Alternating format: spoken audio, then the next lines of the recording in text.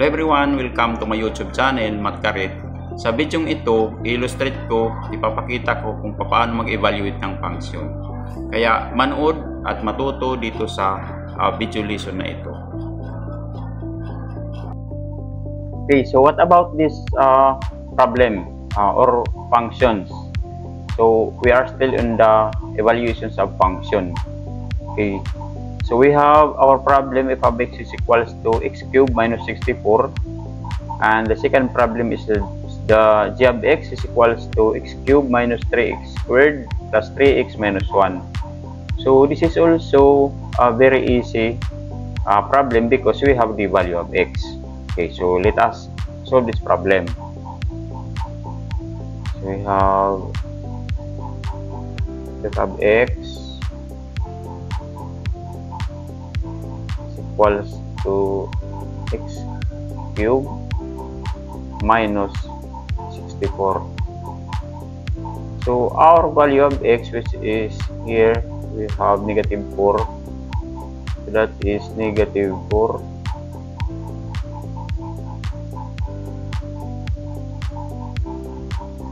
minus 64. So we have to multiply negative 4 3 times by itself. So 4 times 4, that is 4 times 4 is 16, positive 16 times 4 again, that is negative 64. Then bring down this negative 64.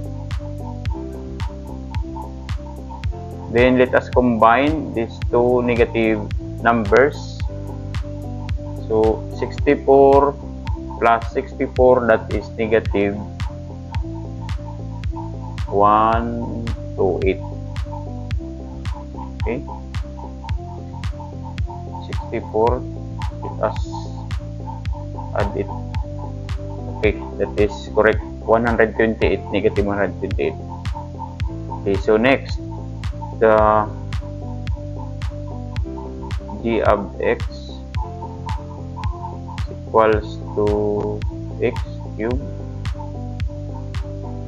minus 3x squared plus 3x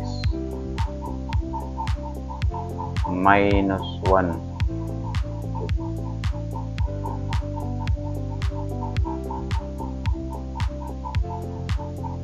So we have negative 4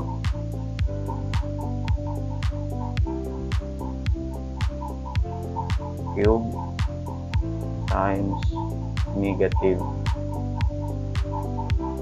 4 squared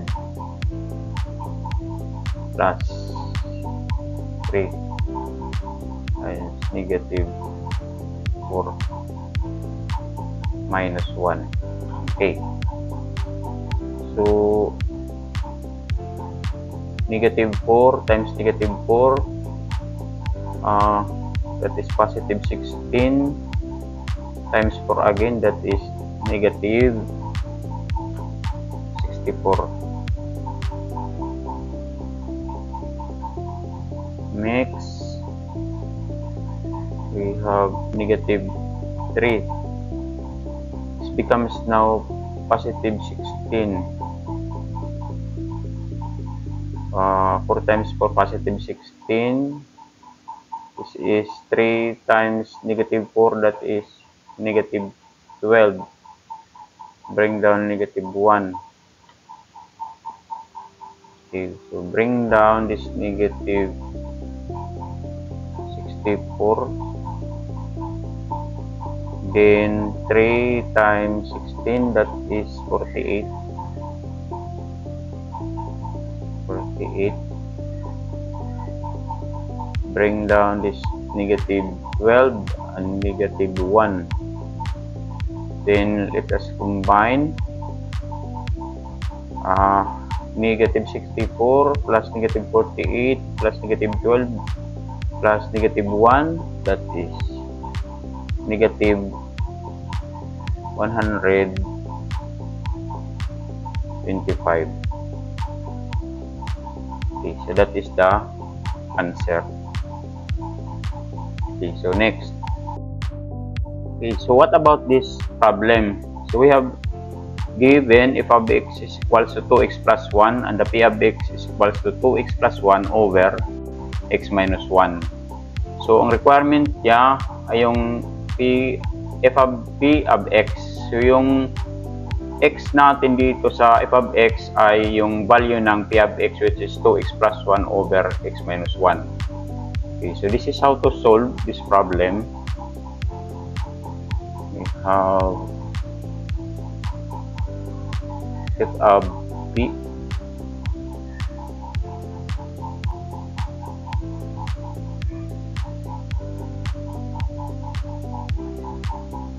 equals to 2x plus 1. Okay, so ang x natin dito ay yung value ng p of x, which is 2x plus 1 over x minus 1. So we have 2x plus 1 over x minus 1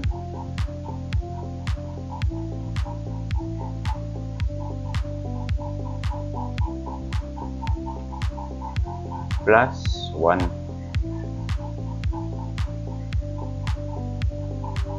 So multiply natin yung 2 dito sa 2x plus 1.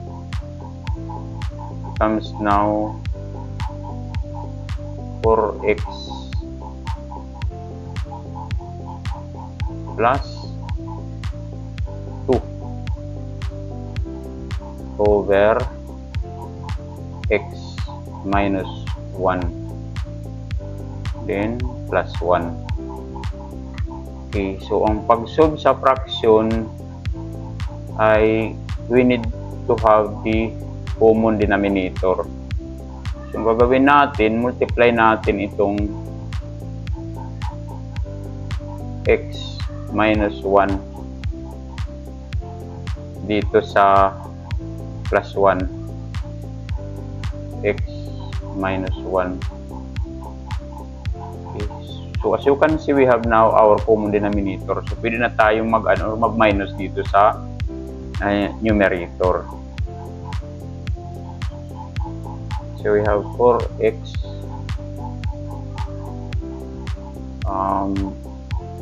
plus 2, then 1 times x, that is positive x, and 1 times negative 1, that is negative 1.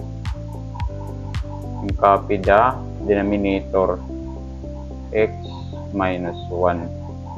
Now let us combine like terms. So itong 4x na ito, combine natin dito sa x, it becomes now 5x. Then itong positive 2 minus dito sa negative 1, that is positive 1. Then bring down this denominator, x minus 1. Okay, so this is our final answer sa problem na ito. Okay, so sana mayroon kayong natutunan dito sa video ito. Until next video, maraming salamat sa panonood.